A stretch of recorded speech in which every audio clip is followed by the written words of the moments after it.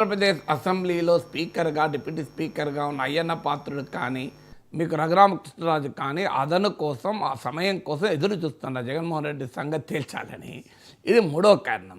నాలుగో కారణం ఏంటంటే కేసీఆర్కు కేటీఆర్ హరీష్ రావు ఈ రూపంలో ఒక బలమైనటువంటి ఎడమ కుడి భుజాలు ఉన్నాయి. కేసీఆర్ పైన ఈగ వాలితే AK-47లతో సమర్థవంతంగా షూట్ చేయడానికి కేటీఆర్ హరీష్ రావు లాంటి very effective legislators, powerful public speakers, so సమర్థవంతంగా ప్రభుత్వాన్ని కేసీఆర్కు అండగా ఉండి ఎడమ కుడి భుజాల్లాగా పోరాడగలిగేటువంటి దళపతులు కూడా కేసీఆర్ వెంబడి ఉన్నారు. జగన్మోహన్ రెడ్డి వెంబడి ఎవరున్నారు?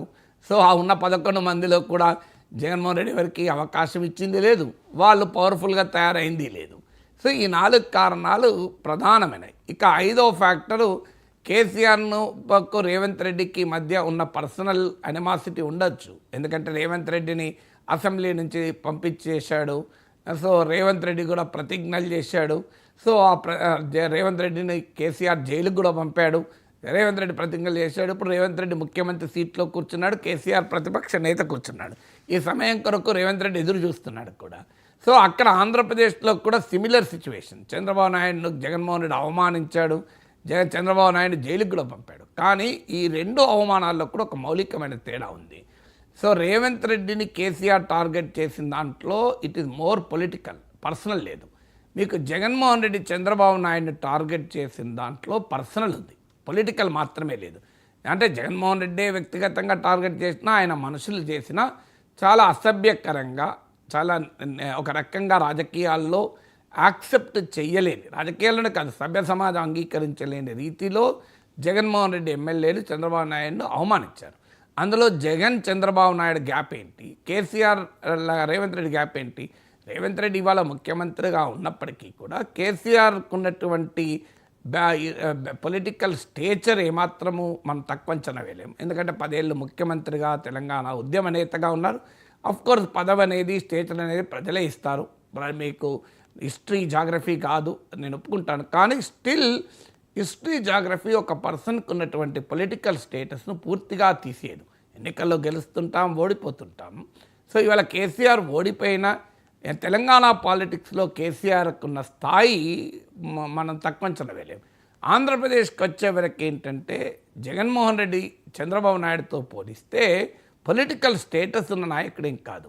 సో చంద్రబాబు నాయుడుకు 9 ఏళ్ళు ఉమ్మడి రాష్ట్ర ముఖ్యమంత్రిగా, 5 ఏళ్ళు విభజిత ఆంధ్రప్రదేశ్ ముఖ్యమంత్రిగా, జాతీయ రాజకీయాల్లో కూడా ఒక కీలక పాత్ర పోషించిన నేతగా, జగన్మోహన్ రెడ్డి తండ్రి రాజశేఖర్ రెడ్డితో కలిసి రాజకీయం చేసిన నాయకుడు.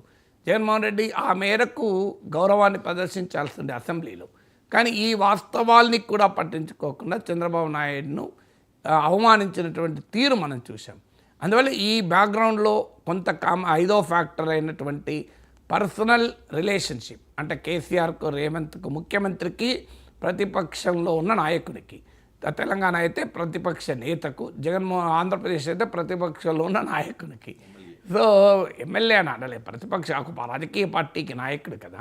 సో ప్రతిపక్ష నేత లేనంత మాత్రం ప్రతిపక్ష నాయకుడు కాకుండా పోడు కదా, ప్రతిపక్ష పార్టీకి నాయకుడు కదా. సో పెద్దిరెడ్డి రామచంద్రారెడ్డి లాగానో ఇంకో ఎమ్మెల్యే లాగానో జగన్మోహన్ రెడ్డి ఎట్లా అంటాం? అది టీడీపీ వాళ్ళు అంటారు ఎమ్మెల్యే అని. ఎమ్మెల్యే కావచ్చు, అట్లంటే చంద్రబాబు నాయుడు కూడా ఎమ్మెల్యే కాదా? కుప్పం ఎమ్మెల్యే కాదా? సో ఎవరైనా ఎమ్మెల్యే, పవన్ కళ్యాణ్ ఎమ్మెల్యే కాదా? పిఠాపురం ఎమ్మెల్యే కాదా? సో ఎవరైనా ఎమ్మెల్యే, కానీ ఒక రాజకీయ పార్టీకి సభలో నాయకుడు కదా. సో అందువల్ల ఆ తేడా ఉంటుంది. కానీ అల్టిమేట్గా జగన్ కూడా అర్థం చేసుకోవాల్సిందే, మీరు పార్లమెంటరీ హిస్టరీ తీయండి, లెజిస్లేటివ్ హిస్టరీ తీయండి. మీకు నేను కొంతమంది పేర్లు చెప్తాను. వీళ్ళెవరికీ ప్రధాన ప్రతిపక్ష నేత హోదా లేదు. ఉమ్మడి ఆంధ్రప్రదేశ్ అసెంబ్లీలో పుచ్చలపల్లి సుందరయ్య గన్నవరానికి ప్రాతినిధ్యం వహించారు. ఆయన ఏం ప్రధాన ప్రతిపక్ష నేత కాదు. కానీ ఆయన మాట్లాడుతున్నంతసేపు ముఖ్యమంత్రితో సహా, క్యాబినెట్ మంత్రులతో సహా అందరూ నోట్సులు రాసుకునేంత పరిస్థితి నేనే అసెంబ్లీలో చూశాను. ఒక ఎకనామిక్స్ లెక్చర్ లాగా ఉండేది. పోనీ అదే Puchalapalli Sundarayya guarantee towering leader, అది పక్క పెడదాం. మీరు నర్రా రాఘవరెడ్డి, ఎం ఓంకార్, ఇద్దరు కమ్యూనిస్ట్ నేతలు, జైపాల్ రెడ్డి, మీకు అలాగే వెంకయ్య నాయుడు, వీళ్ళందరూ మామూలు లీడర్లు కారు కదా. వెంకయ్య నాయుడు ఏమైనా ప్రధాన ప్రతిపక్ష నేతనా? సో ఆంధ్రప్రదేశ్ ఉమ్మడి రాష్ట్ర అసెంబ్లీలో సంచలనం వీళ్ళంతా. జైపాల్ రెడ్డి కూడా నాకు గుర్తున్నంత వరకు ప్రతిపక్ష నేత కాదనుకుంటాను, but subject to verification. But ఆయన కూడా ప్రధాన ప్రతిపక్ష లీడర్ ఆఫ్ ద అపోజిషన్ అనేది ఉన్నదా డౌటే.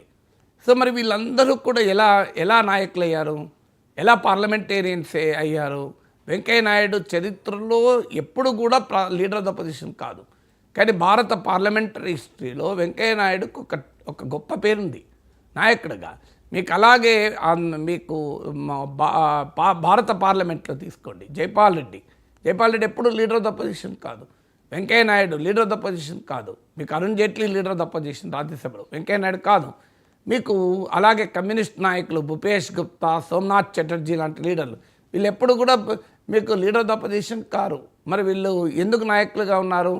So powerful parliamentarian Mahua Maitra, ఇప్పుడు తృణమూల్ కాంగ్రెస్ మెంబర్ ఉన్నారు, చాలా పవర్ఫుల్ స్పీకర్ రాజ్యసభలో, మామూలు స్పీకర్ కాదు. సో ఇలాంటి జయరాం రమేష్ చాలా పవర్ఫుల్ స్పీకరు. సో వీళ్ళందరూ ఎవరు కూడా ప్రతిపక్ష నేతలు కాదు. సో ప్రధాన ప్రతిపక్ష నేత అయితేనే నేను పవర్ఫుల్గా ప్రభుత్వాన్ని కౌంటర్ చేయగలుగుతాను అనేది రాంగ్ కాన్సెప్ట్. ఇది హిస్టరీ యాక్సెప్ట్ చేయదు.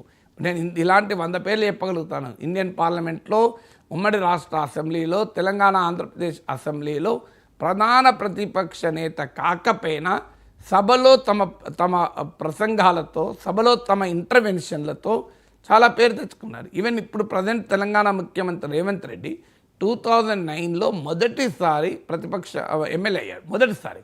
కానీ మొదటిసారి బడ్జెట్ పైనే చర్చను ఆయన ప్రారంభించాడు. ఈ మధ్య కూడా రేవంత్ రెడ్డి మీటింగ్లో కూడా దేవేంద్ర గౌడ్ పుస్తకావిష్కరణ సభలో కూడా చెప్పాడు, నేను 2009లో మొదటిసారి ఎమ్మెల్యే అయినప్పుడు బడ్జెట్ పైన చర్చను నాలాంటి యువ ఎమ్మెల్యేతో చంద్రబాబు నాయుడు ప్రారంభింపజేశారని. మరి ఎలా ఛాన్స్ వచ్చింది? శాసనమండలిలో రేవంత్ రెడ్డి మాట్లాడంగా నేనే సాక్షిని, ఎందుకంటే సేమ్ బెంచ్లో ఉండేవాళ్ళం మేము, నా పక్క సీట్లోనే ఉండేవాడు రేవంత్ రెడ్డి. సో అద్భుతంగా మాట్లాడేవాడు. కానీ ఆ రోజు ఆయన ఏం లీడర్ ఆఫ్ ద అపోజిషన్ కాదు, Dadi Veerabhadra Rao leader of the opposition. కానీ Revanth Reddy is a very powerful speaker. So ఎంత పవర్ఫుల్ స్పీకర్ అంటే, ఒకసారి ఫైనాన్స్ మినిస్టర్ రోషయ్యను బడ్జెట్ పైన మాట్లాడుతుంటే రోషయ్యనే అసహనం ప్రదర్శించి, ఏమయ్యా నువ్వు రేవంత్ రెడ్డి కాదు రవంత్ రెడ్డి అన్నాడు. అన్నా కూడా రేవంత్ రెడ్డి నవ్వుతూ తీసుకొని తన ఉపన్యాసం తాను కొనసాగించాడు కూడా. సో అందుకు ఈ ఉదాహరణ చెప్తున్నానంటే, సో ఇప్పుడు తెలంగాణ ముఖ్యమంత్రి రేవంత్ రెడ్డి అనుభవం చూడండి, అలాంటి పాత్ర పోషించాడు కనుకనే ఇవాళ రేవంత్ రెడ్డి ముఖ్యమంత్రి కాగలిగాడు. సో అసెంబ్లీలో ప్రధాన ప్రతిపక్ష నేత హోదా ఉంటేనే నేను అసెంబ్లీలో మాట్లాడగలను, లేకపోతే మాట్లాడలేను అనుకుంటే పొరపాటది. సో జగన్మోహన్ రెడ్డి చేస్తున్న పెద్ద పొరపాటది. ఇక నన్ను అవమానిస్తారు, నన్ను టార్గెట్ చేస్తారు. మరి అవమానిస్తారు, టార్గెట్ చేస్తారంటే ఎవరి కర్మ వారు అనుభవించక తప్పదు కదా. 5 ఏళ్ళు మీరేం చేశారు? సో 5 ఏళ్ళు చంద్రబాబు నాయుడు పట్ల ఆ రకంగా వ్యవహరించినప్పుడు ఆలోచన ఉండాల్సిందే. ప్రజాస్వామ్యంలో ఎవరికీ అధికారం శాశ్వతం కాదు. అంటే జగన్మోహన్ రెడ్డి వైసీపీ వాళ్ళు అంటారు, మమ్మల్ని కూడా 2014-19 కాలంలో ఈ రకంగానే అవమానించారని. అయితే కావచ్చు, కానీ సమస్యకు ఎక్కడో ఒక చోట ఎవరో ఒకరు పులి స్టాప్ పెట్టాలి కదా. సో అందువల్ల ఇవాళ జగన్మోహన్ రెడ్డి టార్గెట్ చేశారనుకోండి, మంచిదే కదా, ప్రజలే ఆశీర్వదిస్తారు. ఇప్పుడు చంద్రబాబు నాయుడు టార్గెట్ చేస్తే ప్రజలు ఆశీర్వదించారు, రేవంత్ రెడ్డిని టార్గెట్ చేస్తే ప్రజలు ఆశీర్వదించారు. మీరు ప్రజలు రాహుల్ గాంధీని టార్గెట్ చేస్తారు, ప్రజలు ఆశీర్వదించి ఆయన లీడర్ ఆఫ్ ద అపోజిషన్ చేశారు. అంతకుముందు ఆయన లీడర్ ఆఫ్ ద అపోజిషన్ కాదు. ప్రజలు ఆశీర్వదించిన టార్గెట్ అయిన ప్రతి ఒక్కరూని ప్రజలు ఆశీర్వదించారు. నరేంద్ర మోడీ గుజరాత్ ముఖ్యమంత్రిగా ఉన్నప్పుడు పెద్ద ఎత్తున టార్గెట్ చేశారు ప్రత్యర్థులు, ఆయన ప్రధానమంత్రి అయ్యాడు. డొనాల్డ్ ట్రంప్ను పెద్ద ఎత్తున టార్గెట్ చేశారు, ఆయన అమెరికా ప్రెసిడెంట్ అయ్యాడు. తెలంగాణ ఉద్యమ కాలంలో కేసీఆర్ను పెద్ద ఎత్తున టార్గెట్ చేశారు, ఆయన తెలంగాణ ముఖ్యమంత్రి అయ్యారు. మీరు గమనించండి, టార్గెట్ చేయబడిన వాళ్ళందరూ కూడా ప్రజలు ఆశీర్వదించారు. సో జగన్మోహన్ రెడ్డి దాన్ని బ్లెస్సింగ్ ఇన్ డిస్గైజ్గా తీసుకోవాలి, మంచిదే కదా. సో ఏదైనా అవమానించలేనని మీకు జగన్మోహన్ రెడ్డికి కూడా చంద్రబాబు నాయుడు ఉదాహరణ. చంద్రబాబు నాయుడు ప్రధాన ప్రతిపక్ష నేతగా అసెంబ్లీకి వచ్చాడు.